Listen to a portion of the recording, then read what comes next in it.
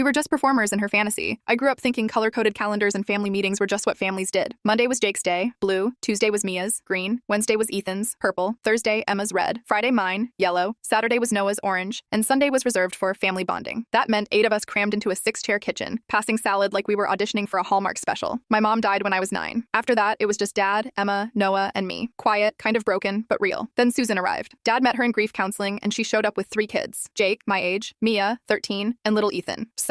Suddenly, our house felt like a storage unit for children. Susan plastered the mantle with family photos, 23 frames, a full gallery of fake smiles. By 12, I knew it was all pretend. Emma would leave any room Mia walked into. Jake looked like he was holding in a scream whenever I spoke. Every Sunday dinner, we'd all carefully avoid sitting next to someone from the other half. Susan mistook this tactical avoidance for unity. She'd gush, "My organized bunch," as we stared silently into our mashed potatoes. Emma started keeping score. Jake had allergies to our laundry detergent. Mia got migraines on our movie nights. Susan called it beautiful chaos. We were more like coworkers stuck on a never-ending team-building retreat. On Susan's 40th birthday, she made each of us bake something. The kitchen became a passive-aggressive death match. Emma used up all the vanilla on purpose. Jake hid the good mixer. Noah knocked decorations off the counter. In the end, we had 6 sad desserts and 0 eye contact. Susan clapped her hands and squealed, "You each made something special." She didn't realize it was an edible protest. Then came the crack. I was 15, borrowed Mia's laptop, and found a Discord server called Surviving Susan. Every kid was in it. Jake had created it after the first nightmare camping trip where Susan forced us to share tents. The chat had real-time bathroom updates, mood alerts, event countdowns, and a section called Exit Strategies. Jake was banking on college. Mia had a plan with cousins. Emma was trying to graduate early. Noah had a stash of brochures. Even 10-year-old Ethan was researching sleepaway camps. Worst part? A channel called Things We Can't Say. Emma wrote about Susan humming in Mom's kitchen. Noah hated that he couldn't remember Mom's voice anymore. Jake admitted he'd felt invaded the day we moved in. That night, Susan sat at dinner beaming, telling some fantasy story about the PTA moms envying our bliss. Emma's fork shook. Jake stared through the table. Mia flinched every time Susan said family. Noah doodled. Ethan looked like a war veteran. 2 weeks later, she announced she was writing a book to help other blended families. During a photo shoot for the cover, she handed Ethan Mom's old mixing bowl, the chipped one we used every Christmas. I snapped. "That's not yours." Everything stopped. Susan's fake smile wobbled. The photographer clicked mid-chaos. Me, shaking and furious. Susan looking betrayed. Ethan frozen with the bowl. My voice cracked, but I told her it was Mom's, that she used to let me lick the cookie dough from it. Susan insisted we were all family now. Emma stepped beside me, squeezing my shoulder. Jake was texting. Mia screenshotted Susan's expression. The shoot ended in silence and brittle smiles, but the gloves were off. Dad wandered in with coffee like nothing had happened. Mia had already uploaded the pic. Jake typed up a full breakdown. Even Ethan dropped a finally in the group chat. Emma showed me her folder. Side-by-side screenshots of Susan's perfect post versus actual timestamps showing we were all in different rooms. Thanksgiving together pics from meals we didn't eat. Game nights that took bribes. We looked like hostages in everyone. Through the garage window, we saw Susan holding an emergency family meeting for just her biological kids. Next day, she announced I would be starting therapy. Apparently, I was struggling. At dinner, no one spoke. Emma clanged her spoon. Jake clenched his jaw. Noah stopped sketching. Click the full story to see what happened next.